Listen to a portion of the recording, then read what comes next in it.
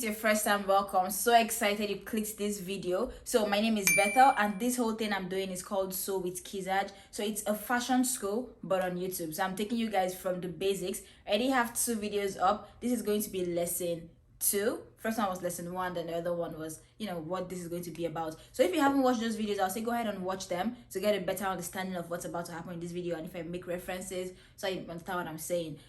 This is a very good time to actually hit the subscribe button so that way you don't miss any of these videos, because I'm going to try to drop videos every week or even like twice a week, so that way we can get through the course plan and literally get past beginners. So you probably clicked this video because you wanted to learn how to sew. Obviously, of course, you want to support me. Thank you. But today, in today's video, I'm going to be explaining and showing you guys how to use this bad boy called the sewing machine. It's going to be your best friend if you want to learn how to sew. So first, how do you get a sewing machine? It's really easy to buy sewing machines.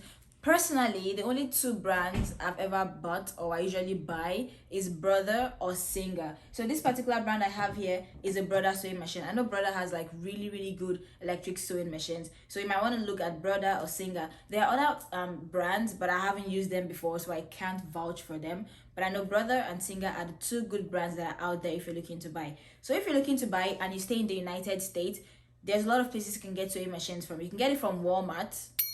It costs between 100 or even below 100 to like 150 bucks. You can get a good sewing machine like this one. You can get it off Amazon, I think Target, Joann's, Hobby Lobby.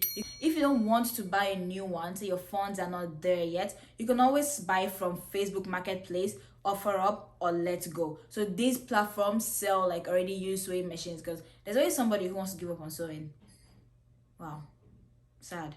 But as somebody sometimes wants to sell their sewing machine, and it might just be a good fit for you. Or you can speak to family members. I know of a lot of people, family or friends, who have sewing machines in their house and do not know how to sew or don't use it. You can speak to them. Okay, can I use your sewing machine? I'm learning how to sew. Trust me, if they're not using it, they would most likely give it to you. This one was actually bought for me by my friend's mom.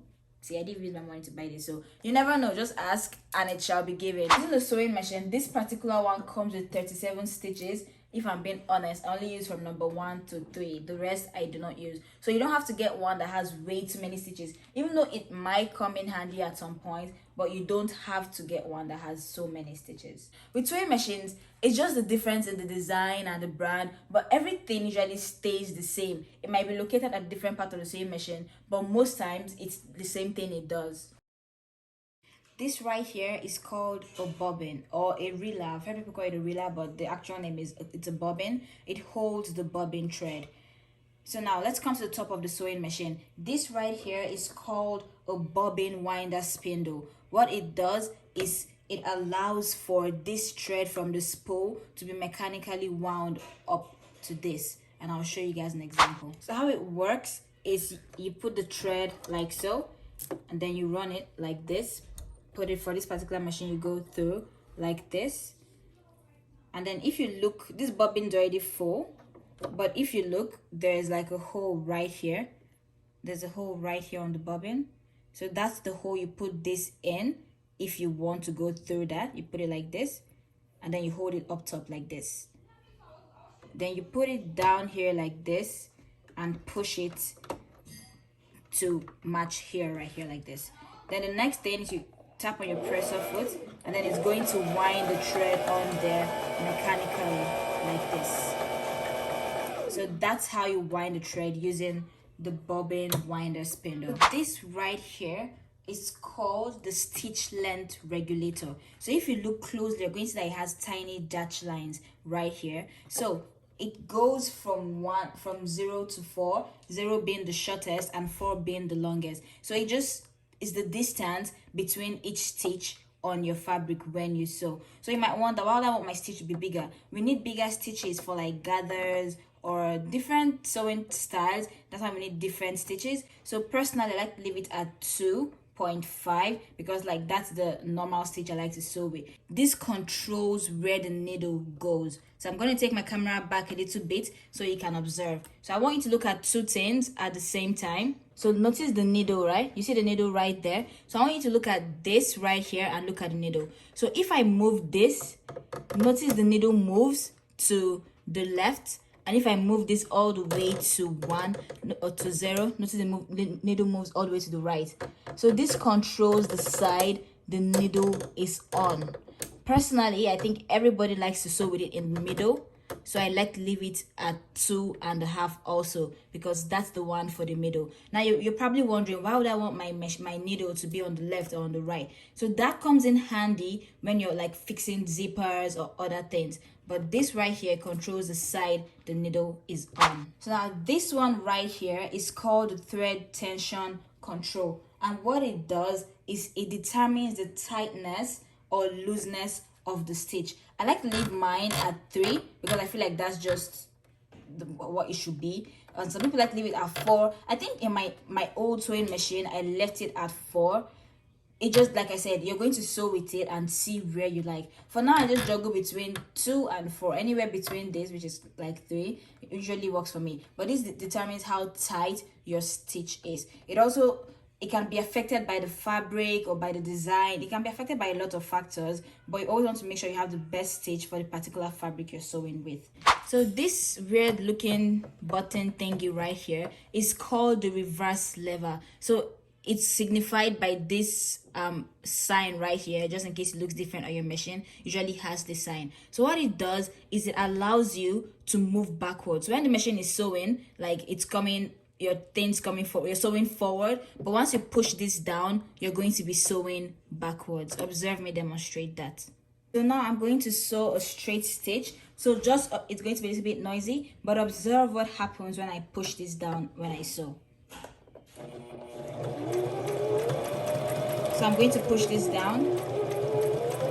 Notice that it's still going backwards. So it has a reverse stitch because that function allows you to tighten your stitch. So that way you have like a double stitch there as opposed to a single one, which can easily be ripped. So if you come to this side of the machine now, you're going to notice it has this. This is called the pattern or stitch selector. So if you notice right here, my machine has about 37 patterns or stitch types, so I can literally select among any of these stitch types to sew with. But for you guys, you're not going to be using any of this. I haven't used any of this. So what we're going to be using is going to be stitch number 2. That's the straight line stitch, and that's what we need to be able to learn how to sew everything basic. At the end of the day, you might find things you're going to need these other ones for, but for now I just leave it at 2. So if I wanted to have any of the decorative stitches, I just have to turn the dial to that particular number, and I'm going to be stitching with that particular stitch. So if I turn my machine to the side, you're going to notice this thing right here.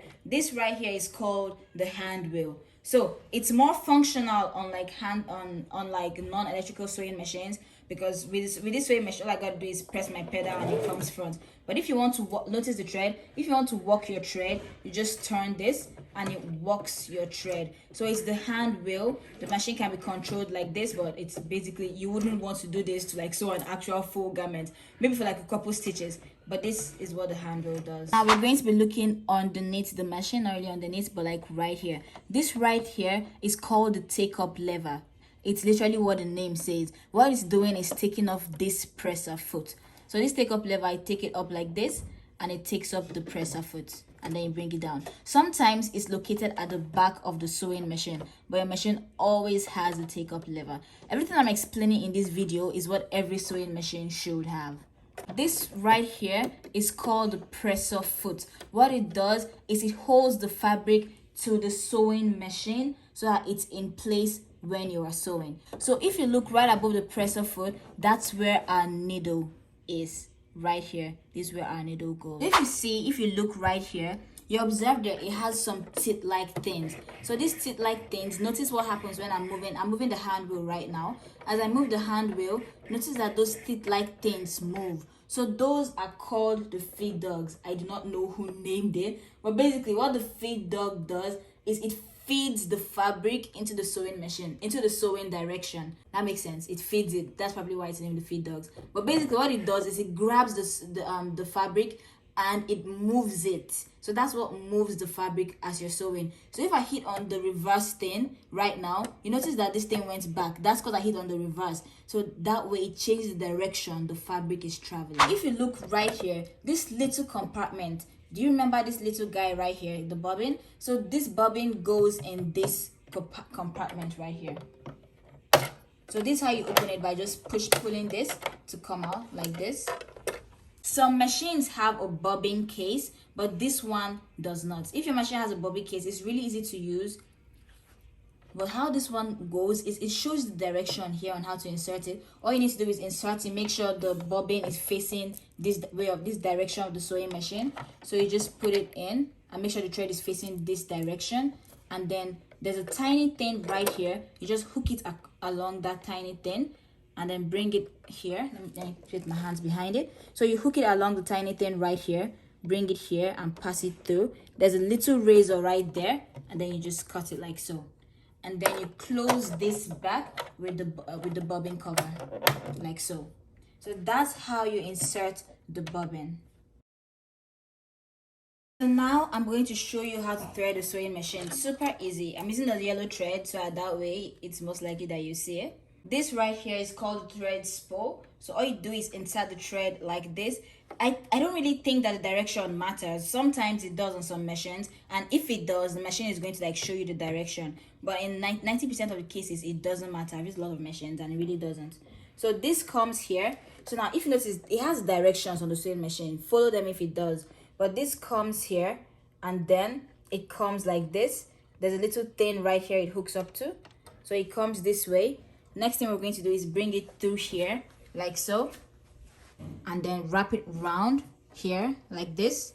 Then it hooks onto something, and then if you look into the machine right here, let me turn this. If you look, there's like a tiny hook thingy right there. You notice I'm moving it. So now what I'm going to do is I'm going to wrap this thread around that, then it hooks onto that, and then break it down. Does that make sense? Answer in the comment section. That was super easy. The next thing we have to do now is insert this into the needle. Ta-da! Super easy. So this particular machine comes with this thing that actually helps you insert the thread into the needle, but I really don't, there's no point using it in my opinion if you have good eyes. If you don't, it's super easy to use too. So when you do that, you want to have enough thread excess. What I'm doing next, I'm just going to move the hand wheel. So now when I move the hand wheel, this makes the needle go inside, and then it's going to pick the other thread from the bobbin like so.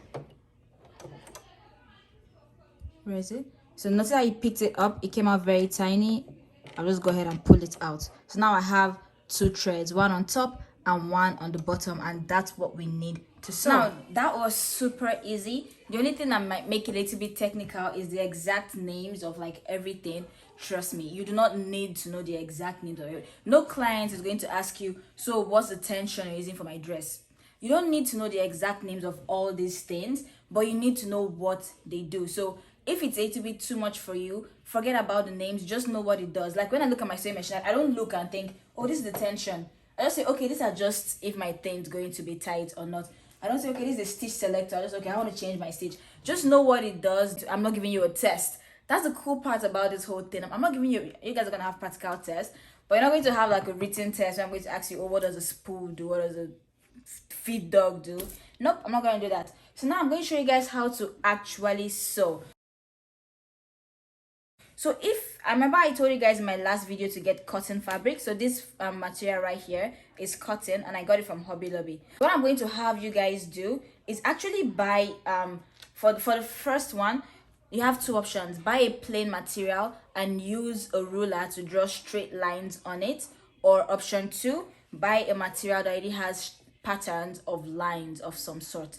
So now I'm going to have you guys use the opposite color. So for example, you have a white material, use a black thread. So because I want you to see what exactly you are doing, I need you to see that your lines are straight, not wonky, but straight. You're going to be your own teacher. If you want to send your progress on the Telegram group, please feel free to do that. I would love to see that. But if you don't want to, you're going to have to be your own the person grading your own stuff. What we're going to do, so this is how you get the sewing machine ready. So remember what we did, we brought out the thread from the bottom. Now I'm going to push this bolt to the back.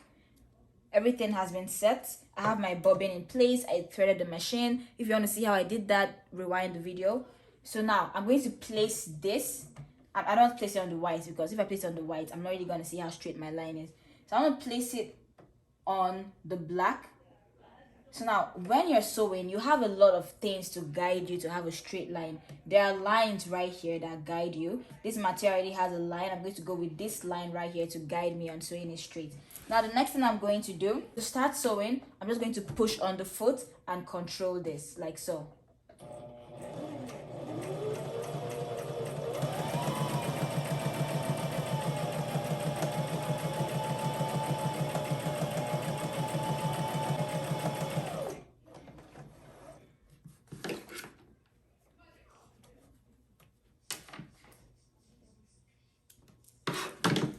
Okay, so you see how straight that line is? Is it straight? Yeah, it's straight. See how straight that line is? That's how I want your lines to be before you guys, like, you know, go to the next chapter.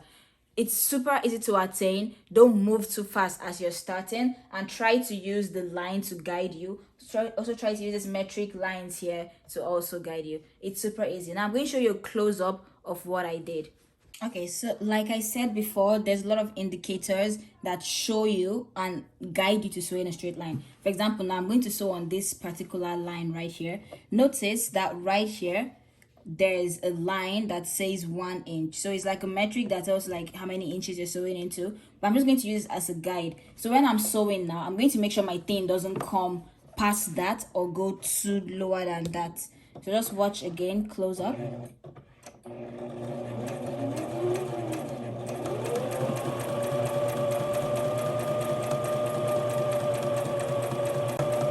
So notice how I'm not pulling, I'm not dragging, I'm just controlling.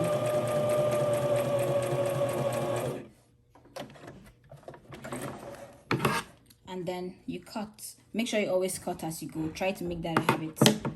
So now that's my line. Started off not really straight, but see, eventually it became like super straight. So yeah, I want you guys to like sew at least 5 straight lines for you guys to know that you've gotten a hang of this. Please ignore my shoes, but this right here is the pedal. All you need to do is push it down and then it sews. Let's take a break to observe how gracefully and beautifully my cat is sleeping. Okay, back to work. That was super easy, right? Yeah, it was. Don't overthink it. Just remember, don't overthink it. You can actually, sewing is super easy and you can do it. Now you're wondering, why does this weird girl have a marker and an air freshener in her hands? So that's because you guys are not only going to do straight lines in this lesson, you're also going to learn how to sew shapes. So we're going to draw a round shape first with this marker, like so. Draw like 2 round shapes, so that way you can learn how to sew a circle. The next thing I'm going to do is draw like a zigzag shape, but for that one, I'm not really going to draw a zigzag shape. I'm just going to follow these lines right here. So come like this, go like this, go like this, come like this, come back like this, and then go like this. So these are the shapes I have, the circles, and then that's kind of like up down thing that has angles. So I need you guys to practice how to sew circles and angles and straight lines. To sew the circle, you need to start at a particular point. Even if you are an expert with sewing circles, you have to sew slowly. Now just observe, I'm actually walking my sewing machine. Okay, you can see my hands right here, but my hands on here and I'm on the wheel, yeah, and I'm walking it. So I can put my legs slightly on the pedal to make it softer, and then just walk it, and then turn it in the direction as you walk it, and then sew really slow when you're not walking it, and then just you're basically turning. The bigger the circle, the easier it is, but this is a really small circle, so it's going to be like just me turning this all through.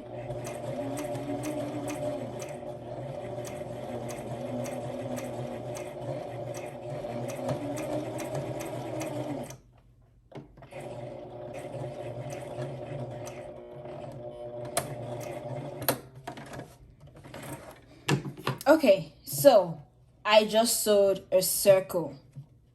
Did you notice how slow I was? I let you guys watch that in real time, but I didn't want to skip it, so you guys you get confused as to how did she sew that so fast. No, it's actually slow. You have to take your time, and look, it's not the most perfect circle sewn. I kind of like went wonky around this side, but it's a good enough circle. So I want you guys to do at least 5 circles. So the trick with circles is just going slow and turning your fabric. Like I said, the bigger the circle is, the easier it is. Now the next thing we're going to do is learn how to sew angles.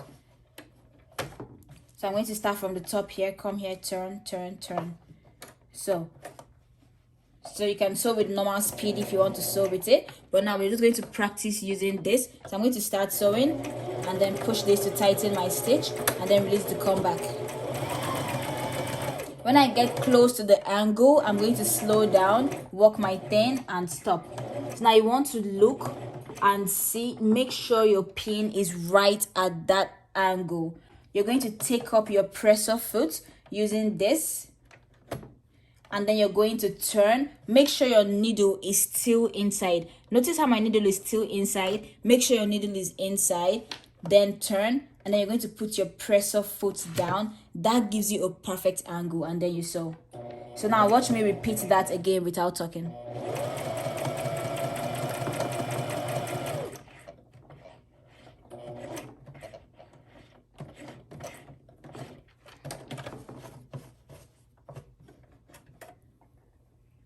So now observe how tight and perfect the angles are. So how easy was that? Super easy. So now your homework, if you want to submit it, you can. If you don't want to, you don't have to. You can submit like pictures of like your stitch lines in the Telegram group. The Telegram group is going to be in the description of this video and also in the comment section. So make sure you join the group and then you can submit this there if you want to. If you don't want to, that's fine too. So your homework is to sew at least, at emphasis on at least, if I were you, I'll sew more, but sew at least 5 straight lines, at least 5 circles, and at least 5 different shapes with angles. You can do triangles, just do 5 different shapes with angles. And by at least, I mean at least the perfect ones. You have at least 5 perfect circles, 5 perfect lines. So we are getting to the practical part of this whole thing. But this brings us to the end of this video. Let me know what you think about this video. If there's any point I missed, let me know and I'll cover it at the start of my next video. If there are any questions, feel free to ask in the comment section or in the Telegram group. I'm usually here to help you for free of charge. This is probably a good time, if you have not, to subscribe to this channel, because I can tell you it's going to be fun, it's going to be nice. You are going to learn and be that person you want to be in the fashion sense, in the sewing sense. No, please, I'm not a motivational speaker, but you're going to become a good designer if you stick with me and trust me to teach you how to sew. Anywho, that's the end of this video. Let me know what you think in the comment section. Subscribe, give it a thumbs up, tell your friends about this channel so that way they can learn how to sew too. And I'll see you on my next video, which is going to be how to measure yourself and how to measure somebody else to sew. Bye.